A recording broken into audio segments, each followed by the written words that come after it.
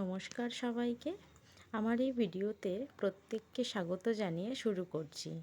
আজকের এই যে কাজটা করেছি, এটা আমারই একটা ঘরের দেওয়ালে করা।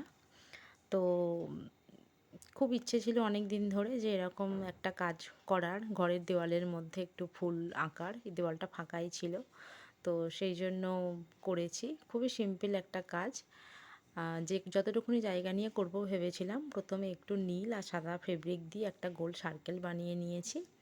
দেওয়ালটা যেহেতু প্লাস্টারের উপরে, তো একটু প্রবলেম হচ্ছিল করতে।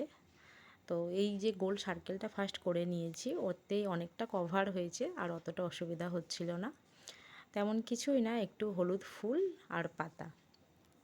হলুদ ফুলটার একটু শ্যাডো দেওয়ার জন্য একটু তার সাথে লাল আর কালো ফেব্রিক মিশিয়ে মেরুন করে নিয়েছিলাম, বা কোথাও শুধু লাল দিয়েই শ্যাডো দিয়েছি। তোমাদের কেমন লাগলো যে অবশ্যই জানিও। আজকের মতো টাটা।